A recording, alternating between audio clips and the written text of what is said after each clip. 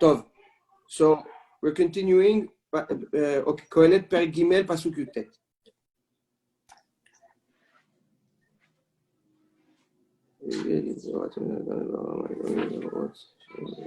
Okay. כי מקרה בני האדם, the fatality of man, ומקרה הבהמה, and the fatality of animals, are one. אחד להם. Which is what? Everybody is bound to die, right? Correct? Yes.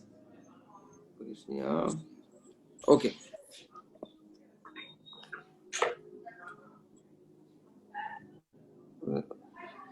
כמות זה, כן מות זה. The same way this one dies. ברוח אחד לכל, okay? They both have the same ruach, the same breath of life, right? ברוח אחד לכל, and we need to explain that in a second. ומותר האדם מן הבהמה עין, and there is nothing really different, superior from man on the animal, כי הכל הבל, since everything is really nothing, right? It's futile. So, all right. כי מקרה בני האדם הוא מקרה הבהמה הוא מקרה אחד להם, right? So, the fate, the fatality of man and the fate or the fatality of animals are all the same.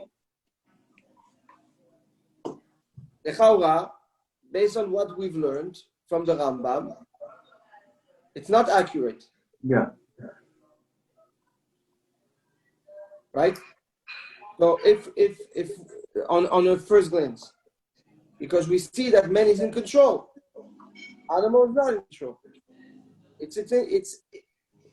It's instinct. So and what is the common denominator according to Shlomo HaMelech? More than just the fate, is that they both die, right? Beruach echad lahem, and they have both the same spirit of life, I guess. You know, the same breath, not spirit, the same breath of life.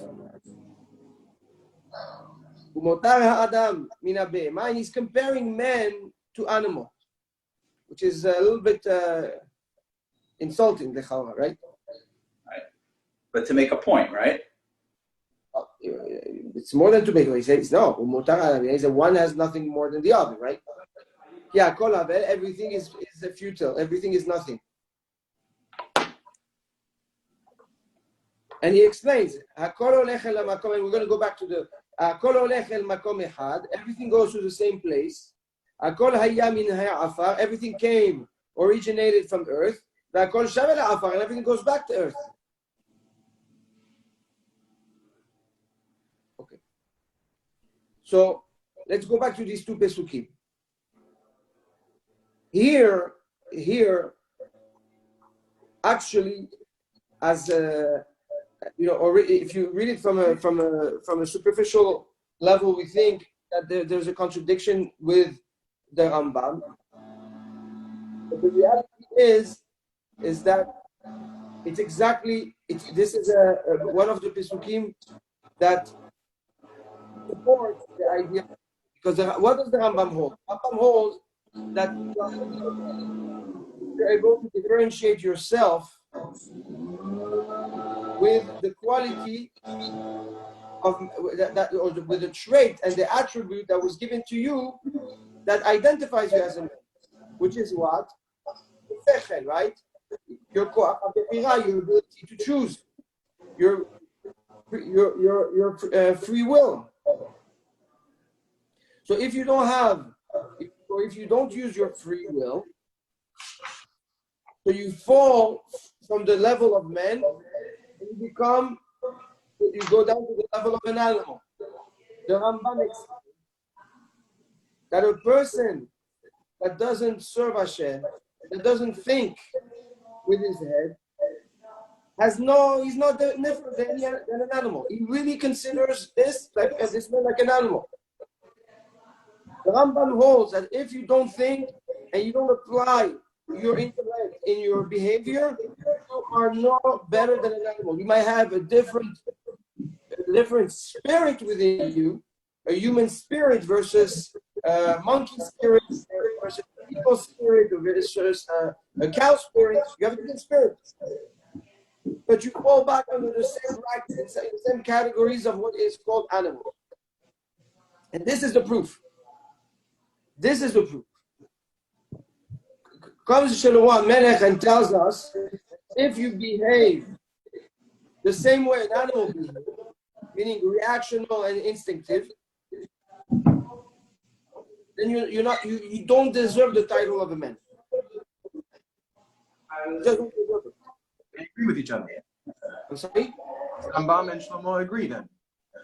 Well, no, yeah, for sure that Rambam has to agree to Shlomo Melech. But originally, It's an interpretation.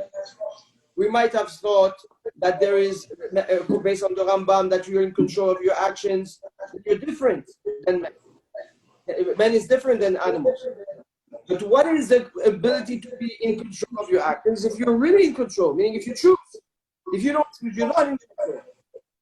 So what differentiates a man from the rest of creation and from the animal kingdom is ability its ability to make a choice, to choose. And how do you choose? With your sechel, with your intellect. So says the Rambam, there is no difference between man and animal when they're instinctive or emotional. Akol heaven. It's the same, meaning you're just being moved and controlled and manipulated by nature, by the moment, by whatever is in front of you. You don't build anything. You don't create anything. You're not in control. Rob, everything is future. Rob, I have a question. I have here in my notes that the Rambam holds, although you're in control of your actions, there's another factor that Hashem wants you to reveal your neshama. When you say that, is that dealing with sechel? Is that comparable or is that different? Yes.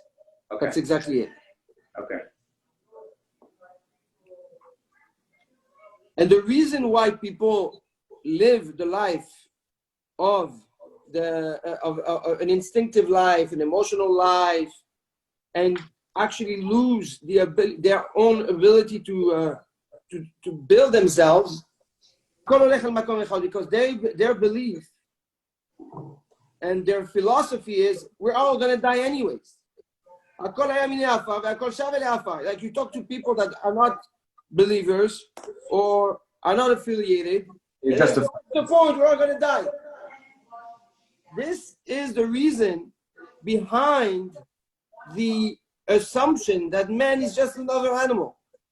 Because we believe that the fate is a physical fate, and at the end of the day, we came from earth and we go back to earth. And that's the bottom line. There's nothing else. There is nothing else. And he says, Mi yodea. How many people, okay, who knows, right? If man, Mi yodea ruach bnei adam, what is the spirit of man? Ha'ola hi lema'ala, does it go up? ורוח הבהמה יורדת למטה לארץ, and the בהמה goes back to earth. Right?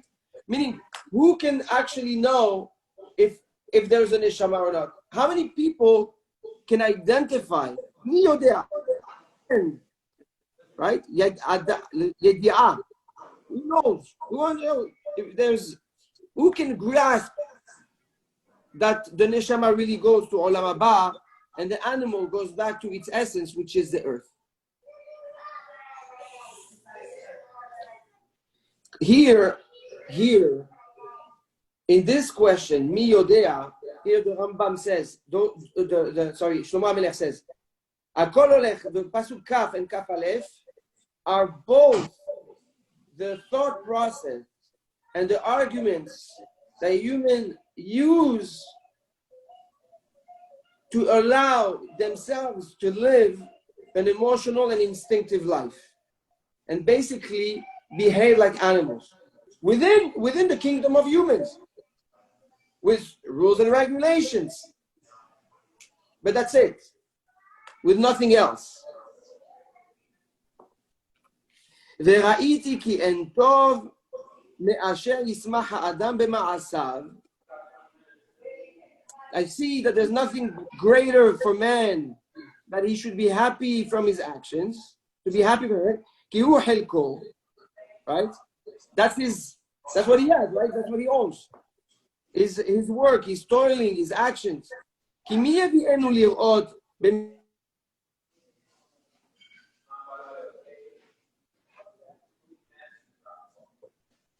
Did you freeze?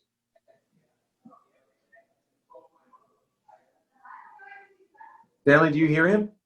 No.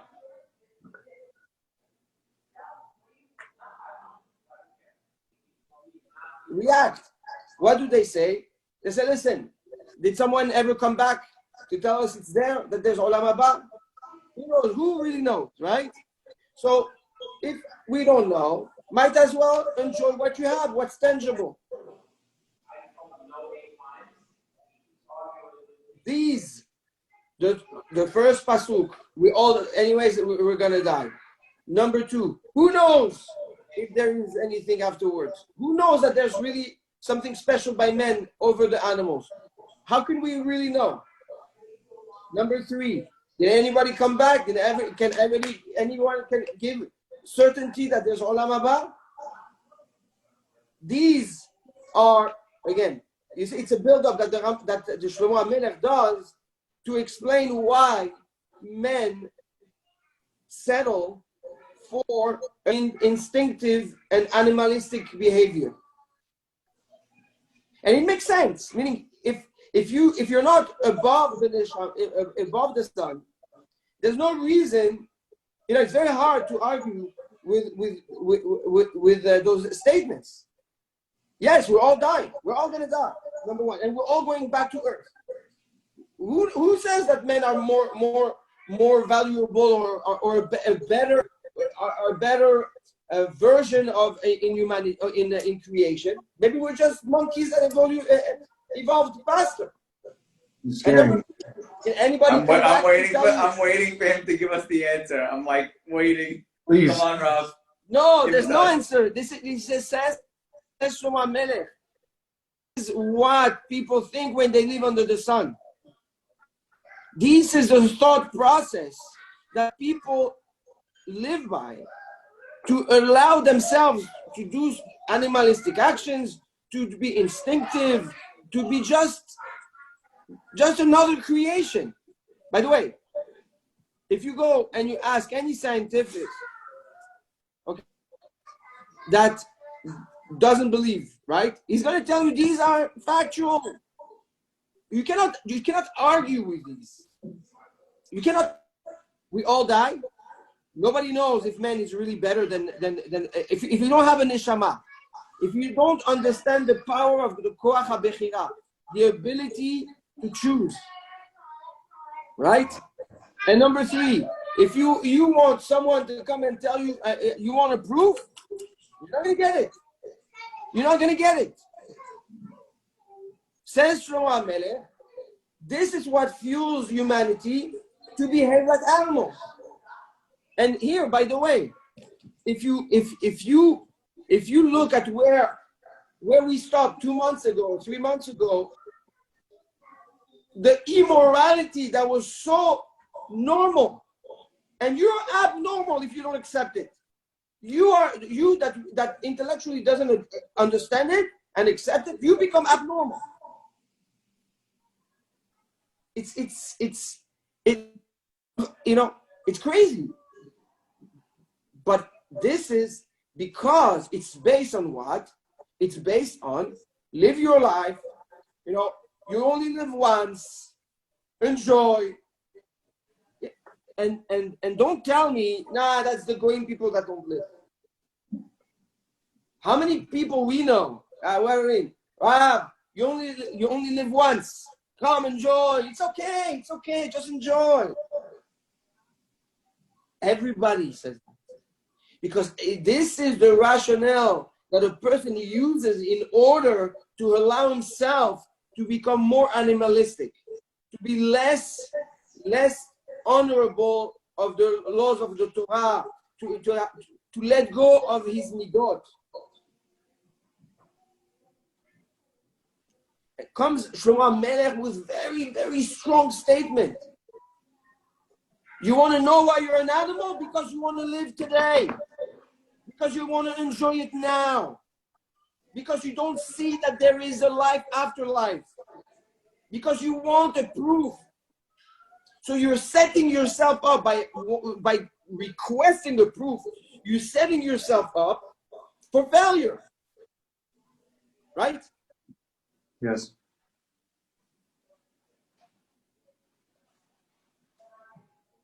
You want to believe based on the truth, based on the fact. So as long as you don't have a fact, there's no reason to believe. This is what people subjectively and subconsciously, okay, use to rationalize and lower their standard of behavior. It's scary. But by the way, it applies to every one of us on different levels. Someone during this period of COVID lost a family member, and I spoke to her. She called me, she was where, and she said, look, I don't know anymore. Who knows? Maybe there's nothing after life. Who knows? I said, but you're a religious lady. Your father was religious, believer, served Hashem. Who knows? I don't know. I'm confused. Who knows? Everybody has within their nefesh and ruach, okay, and it's fueled by the ruach, and we're going to get it. The ability, this tendency to weigh, okay, enough weight in order not to allow the neshama, the conscience, right, to come and kick in and allow the bechira to now take place. This doesn't come from the nefesh. The nefesh is the instinct, the animalistic instinct. The nefesh is the desire to eat, the desire to procreate. That's the nefesh. The ruach is, if you want, the rationalization, emotional rationalization of that will allow the nefesh to be more proactive. Can you explain that last sentence? I'm a little confused. The nefesh is the instinct. The ruach is the emotional rationalization process that allows the nefesh to become more prominent in your life. Okay. It's what it takes to allow yourself to be more animalistic. Right. That's the ruach. And this is why... And the ruach comes from where? Huh? Where does the ruach come from? What do you mean, where does it come from? It's within us. Yeah. We have the nefesh, ruach, the neshama, the chaya, and the yechida, right? I don't know those layers. Yeah. Under the sun, under the neshama, you have the ruach, and under the ruach, you have the nefesh. So if you don't have the neshama rule over the ruach, then the ruach will control the nefesh to behave and allow it to behave and empower it. So what gives equilibrium and rationale and clarity is the neshama. So with this, Shlomo HaMelech comes and summarizes, if you will, what we started in the third perek, introducing time, introducing space, how man interacts with time, interacts with space, and finds himself at the end in a place where he's like, well, when I refer to Earth, I refer to space. We all go back to Earth. This is the interaction between man and space. And interaction between man and time is who knows what's going to be next. Who knows if there is a next world? So it's basically choosing space.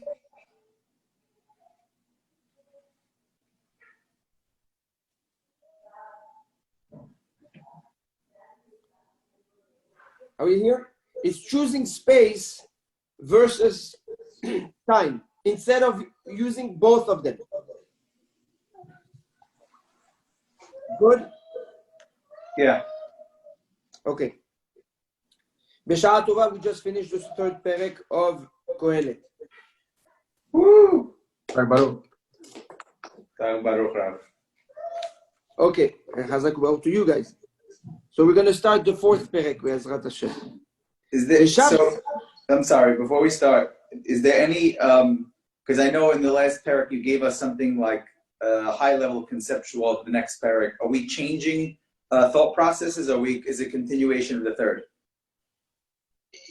It's okay. So it's a continuation of the third, but on a right now it was macro.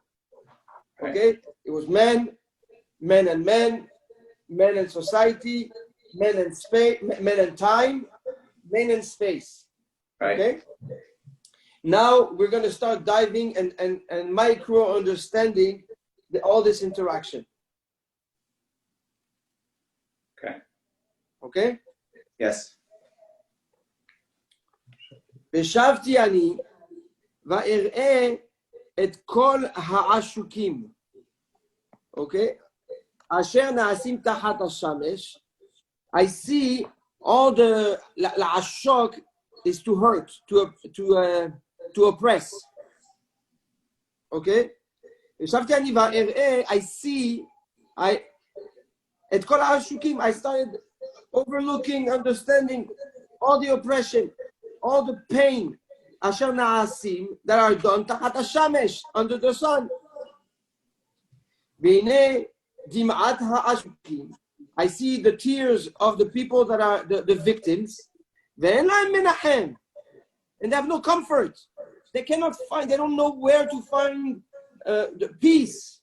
Umiyad oshkem koach, and yet the oppressor still has the power. Ve'en la'hem menachem, and there is no comfort. And we're going to go back. And I praise the dead that are already dead. That these guys, they're lucky. They already lived. They're not under the pain, the oppression, the manipulation of the stronger ones.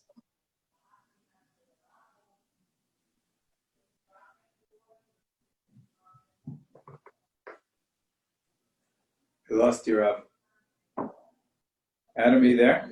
I'm here. יש לך אינטרנט?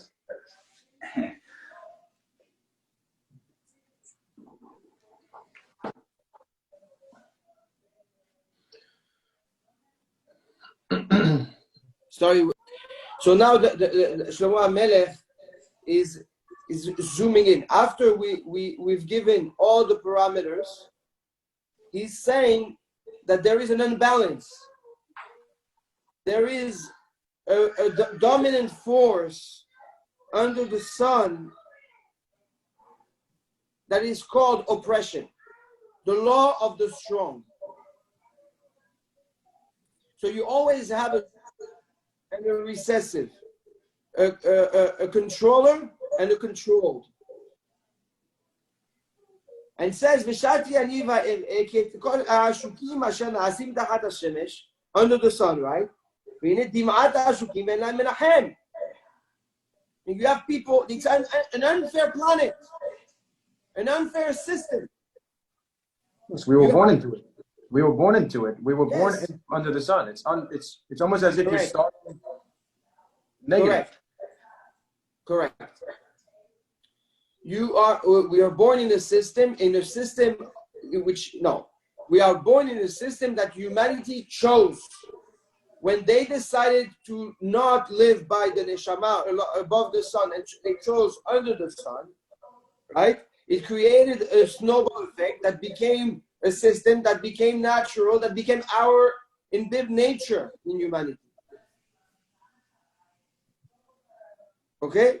And this system is a system where you have a strong and a weak, an oppressor and an oppressed. And as long as this is the case, there will always be tears from the weak with no out. Meaning, as long as you're weak, there are tears. The only way for a weak to no longer have tears is for the weak to become strong. And here the Shlomo HaMelech introduces a fact of life. Akam lehorgecha, Shkem lehorgo. If you see someone that's about to kill you, make sure you kill him first. Say Chachamim. If you don't fight, nobody's going to fight for you. Im en anilim nili. If I'm not myself, who will be? If I don't ensure my dominance, I cannot expect others to respect my space. This is the pivoting factors in life. It's always like that. And you have to have a dominant, and you have to have someone that's being dominated all the time. You're dominant in some place, but you're dominated in others, right? So we're all dominant and dominated. But in the dominated environment, ecosystem, it comes with tears. Tears, dim'ah is confusion. Milashon damea. Okay? There's a concept in Perumot, okay, that's called, if a truma is damua, meaning is mixed. If you have grains that are maaser, or it's teruma that you have to give to the Kohen, and it fell inside another container of grains that were not maaser. Now you don't know anymore what's maaser, what's not. It's called damea. Okay? It's called damea. Dima'ah, the tear, comes from confusion, where you don't know your ground, you don't know where you stand. Bechi, crying, that's the tear. Crying comes from the word navo, at a loss. Nevuchim hem bamidbar. Bnei Israel got lost in the desert. Paro says, Nevuchim hem bamidbar. Nevuchim hem sagar alehem bamidbar. They are stuck. When a person is confused and stuck, he cries. This is what brings the dima'ah, the tear. Is when you have no direction, when you don't see an exit, you don't see an exit strategy, an out in a situation, you feel choked. Like Bnei Israel, they were stuck. The sea behind, Egyptians in front, the desert on the right, and mountains on the left. They don't know where to go. They're stuck. Nevochim. Milashon bechi. Comes Shlomo HaMelech and tells us that when you are the underdog, when you are the oppressed, when you are the weak, then it leads to a confusion in the direction. You don't have an out. right? You're closed up. You cannot get out of it because you feel weak. It leads to tears. It leads to more confusion. You're nowhere. You don't know who you are. You don't have an identity. You don't have a personality. You don't have a set identity. But when you are the oppressor, when you are the dominant, you have an identity, you have a place, you have control, you have a direction. Usually, the nefesh and the ruach are the oppressor, and the neshama is the oppressed. Usually, how does a person identify himself? By who he thinks he is. As a child, he grew up to be lazy, angry, to be selfish, to be giving, to be smart, to be an athlete, to be crafty, to be creative. A person grows with his nefesh and his ruach, like we said. 13 years the Yetzer Hara came before the Yetzer HaTov, right? So the oppressor, the dominant is who? Is your instinct, is your nature. Is your animalistic instinct. That's right. And the oppressed. It's the rodef concept. It's the concept of the rodef. Exactly. Is the neshama is the one that's the same concept from a different angle. Exactly. Right. Now we're diving in. The rodef is the general concept. Now we're going in. Why? Because you don't take position. The neshama never takes a position. It's being moved. It's being used. It's being controlled. So the neshama is dim'ah. It cries. Why is your soul crying? Because it doesn't have an identity. You don't know who you really are. You know the life crisis of for people keep on changing. One time they're religious, one time they're not. One time they like this, one time they like that. They change the way they dress. Why? Because they're the oppressor, the dominant, is the nefesh and the ruach. Right, it's like the animalistic instinct. Its job is to just beat down the nefesh. Correct. Beat down the neshama. Huh? Beat down the neshama, you mean, no? Yes. Beat down the neshama. Yes, the neshama. Ve'en la menachem. And no one can save her. No one can save it. The only way you can save your neshama or save yourself when you are on the weak side is to become strong. Is to strengthen your neshama.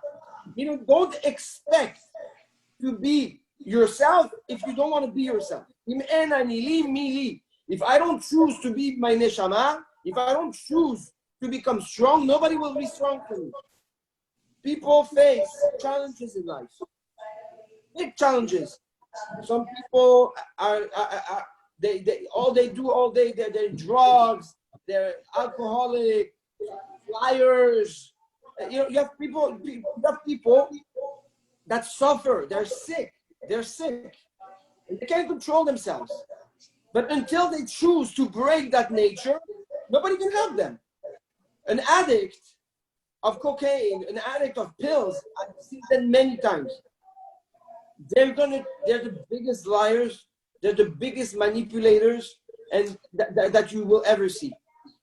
And they can put a face in front of everybody and be anyone you want them to be, just to get to their end result, which is what? Which is to survive or to take that adrenaline, that injection, that line of coke, that pill. They will steal from their wife, from their husband, from everybody. Not because they want to hurt, but simply because they need to survive. There's a dominant. So until the recessive, the neshama, the good that's in them, cries because they have no place to exist. But says Shlomo HaMelech, ve'en lahem menachem. If they don't take care of themselves, nobody can help them. Umiyad oshkem koach, and they are under the oppression, under the control of their oppressor, of their tendency, of their addiction. And there's no way out. Until they choose to be the oppressor, they are the oppressed. This is a dynamic that is under the sun, and you cannot change it. And do not expect life to be fair. Life is not fair. The moment we chose to let the neshama go, to suppress the neshama, the unfairness kicked in. Because now we are in a kingdom of who's strong and who's weak. That's it. It's only with the neshama that you can actually bring fairness so that you can make a choice. How can you make a choice if you don't have the ability to be fair and judge what's fair, what's not fair? Wow.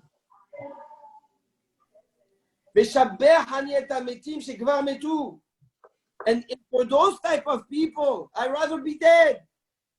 Because they live, that's it, they're gone. They're gone. They're already, that's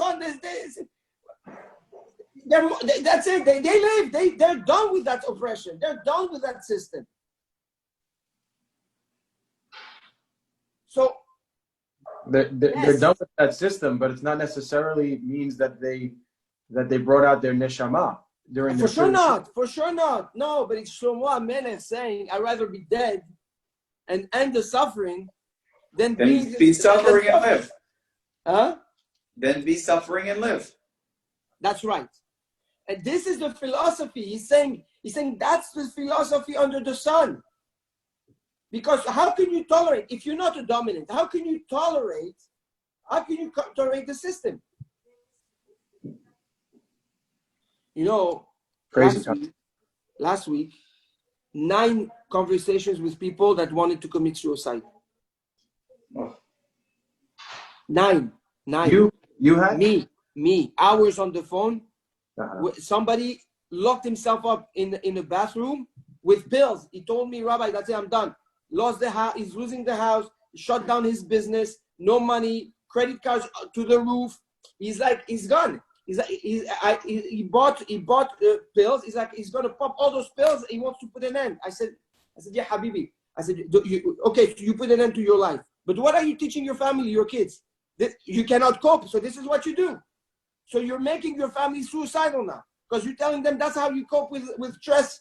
I said, in 2 months, things are going to finish and things are going to happen again. We've seen billionaires lose everything, and we say people have nothing become billionaires. Has nothing to do with anything. You have your family, everybody's healthy.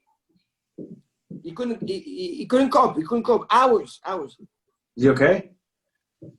I don't know if he will still be okay. You know, he's walking on. You know, it's walking on eggs. I spoke to a friend of mine that has a big Hebra Kadisha in I think it's Staten Island. I don't know where. He lives in the 5 towns, originally from Brooklyn. This week, buried 3 suicides. Oh.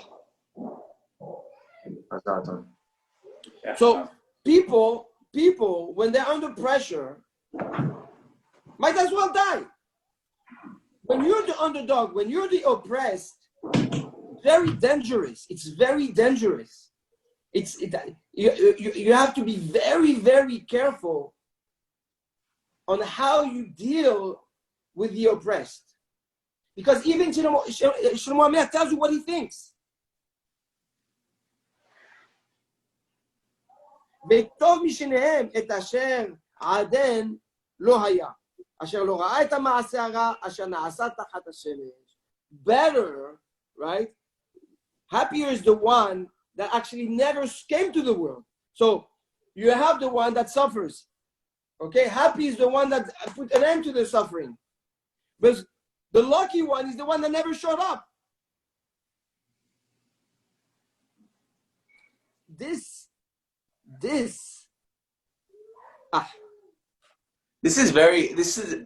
narrative of the last 2 chapters are very difficult relative to the first 2 chapters. I find that the first 2 chapters is like a juxtaposition between it could be this, but it's this. This is like now we're sinking into a very, very dark place almost mentally. Yes. He warned us. He said it's reality and crude as can be. You warned us. Yes, I told you. Shlomo HaMelech is dealing with thoughts that are as real as it gets in the I love darkest it. place. No, I love it. but It's hard to hear it after the beginning. You know what I'm saying? yes, but that's why in the beginning he set the tone. There is above the sun and there's under the sun. Okay? Now, obviously, as we dive in into the focus of under the sun, right? There's a polar opposite above the sun. Right. Does he speak about all that? this is not coming to tell you how to think. It's coming to tell you how you will think if you live under the sun. And stop fooling yourself. Because this is reality. This is reality. Okay? Rav, does he get into at all, speaking of when living above the sun? It's a glance. It jumps in and out, in and out. Every time he needs to give, Shlomo HaMelech gives proactive indication at all time. Meaning this is the proactivity under the sun, okay? And there's the opposite of it. And then there is proactivity above the sun in order to control under the sun. So he doesn't give just every single time, okay, right. This under the sun, this is under the sun.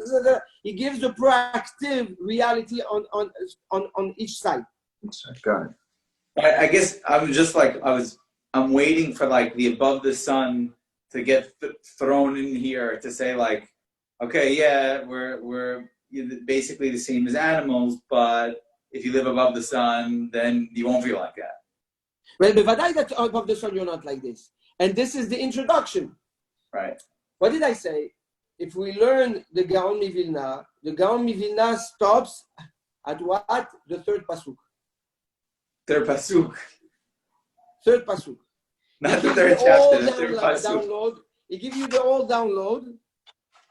And he tells you now that you have the parameters, you can start going back and forth and back and forth and back and forth. Wow.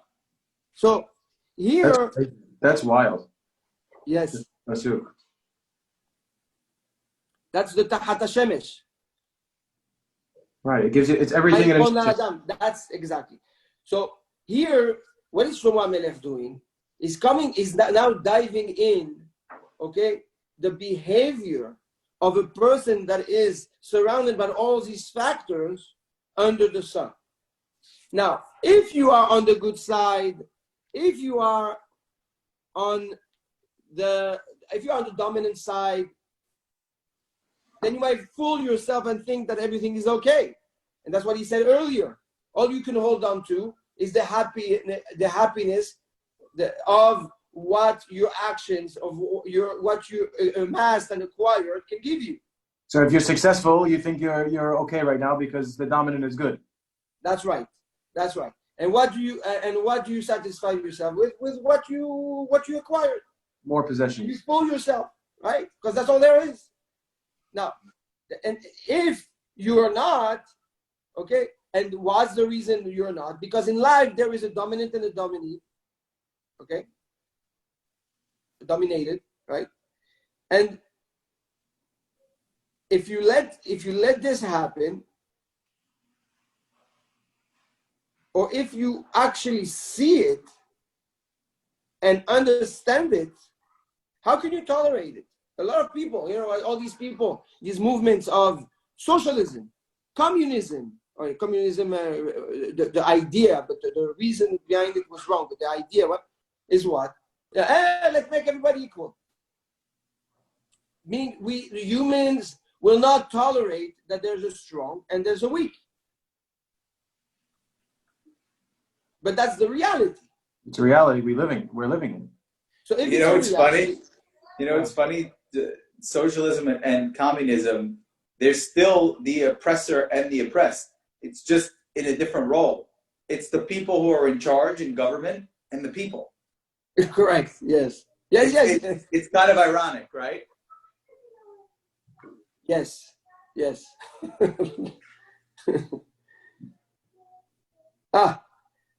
So comes Shlomo HaMelech. He says, when you see all this, this behavior is what brings a person to be so down. Because he always focuses, he can only focus on the unfair dynamic of humanity that humans have chosen. וטוב משניהם את העדן לא היה, מי שעדיין לא היה, אשר לא ראה את המעשה, את הרע אשר נעשה תחת השמש. All this, lucky is the one that didn't come and saw all the bad that happens under the sun. But if you're able to see all the positive that is above the sun and everything you can create above the sun, then for sure you want to come. וראיתי אני את כל עמל. Where are you, Rav? Which pasuk? pasuk Dalet. Sorry, okay. וראיתי אני את כל עמל ואת כל כישרון המעשה. Right? All the toiling, all the skills, all the efforts. היא קנאת איש מרעהו is the תוצאה, is the result of jealousy between people. גם זה הבל. ורעות רוח. Here, he says, what is pushing evolution? He's calling the jealousy and the greed and the competition, those themselves, those concepts themselves are hevel. No. What he's saying is that what's hevel, what's futile, and is that what is the motive of evolution? He's saying, I started looking, what is the toiling, the amal and the kishron? All the evolution, all the new skills, the new technology. Why is it moving so fast? What's pushing forward the evolution? Jealousy, competitiveness. Exactly. So he says that's so futile. Meaning that what pushes you to go forward or to think you're going forward is because you want to be better than the other guy, instead of focusing on really what's good. Wow. Can I ask you a question though? So you see that competition does breed evolution, like you said, and growth and success. Is there any value to that in that being a motivation to proceed, or is it completely hevel? He says gam ze hevel u'ru'ut ruach. When Shlomo Melech says hevel and re'ut ruach, meaning that it's futile and there is no outcome. It's like pursuing the wind. There's like you're not getting anywhere. You're never going to feel accomplished. You're never going to get to something that is, okay, I've done something. Wow. This is wild. Because, again, think about it. If what motivates me is my jealousy towards you, so what am I really doing? I am doing something that you've already done and trying to do it better. But Rob, we said in the beginning, Pirakim, that let's just assume a normal person has competitiveness and wants to strive to do better and does better. As long as you funnel that energy into using it to get to above the sun, I think you're okay. Correct. So it's okay that this is to get above the sun. Uh-huh. But if your focus is to have a nicer house or a nicer car or better friends, than the guy across your street, that's not helping you to get above the sun. Yeah. So Rob, let me ask you a question. So you said that you play tennis now. So let's say, God willing, one day we are going to play tennis, me and you. Yeah, you're going to crush me. Don't worry. You won. No, I'm not. No. We're going to play tennis. We're going to play tennis. I'm going to have a great time. And let's say we become, competitors. Let's say we go back and forth. You win one, I win one. You win one, I win one. and it fuels you because every time you lose, you come back. And you That's try. fine. That's fine. That's not. But that's not jealousy. Okay. If I go and I stop everything I do and I focus on tennis because I see the way you play and I want to beat you, and I get and say out of jealousy, it's a problem. Because now, instead of becoming an athlete to be healthy, I'm becoming an athlete to beat you. So now it's the focus changes. You have to understand that now I'm no longer pursuing my purpose. I'm pursuing your purpose. Right. But hold on a second. So like, just take me as an example. I'm playing tennis literally since I'm, 4 years old. Okay. I'm a very competitive person, and it could be with anybody. Like it could be person A, person B, person C. You put them in front of me, I feel like I have to win because if I'm losing, then I'm going backwards, and if I'm winning, I'm growing. Is that but is that jealousy? No. What the concept of jealousy is to zoom in on someone's success and choose to outcome it just because of of his success, not because you want to be successful. Thank God I never felt that way. Okay, but that's jealousy. So comes Shlomo HaMelech and says the reason why the evolution goes so fast is because of the jealousy between people, and the reason why it's pursuing wind, it's pursuing nonsense, is because at the end of the day, you don't fulfill your own potential. When you're jealous, you're just aligning yourself with the person you're jealous and fulfilling his potential better. Right. That's so if you're true. on a one-track mind, I have my track and my growth, and I want to reach my potential, whatever that is, there's no problem. We have kinat sofrim. We have the concept of kinat sofrim. We say that if you see a Talmid Chacham, you can be jealous of him and to learn more. But you don't want to be him. You want to be you at your best version. Says Shlomo HaMelech, the reason the world goes sidetracked, maybe humanity would have never gotten to this technology, the technology level we have today. Maybe we would have gotten to something even crazier if everybody followed their own path, right?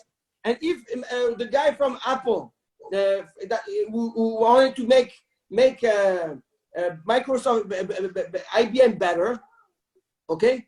Maybe if he would have thought of making a better machine or a new machine, maybe he would have created a machine that is, that is virtual, that transports you from here to Hong Kong. Who knows?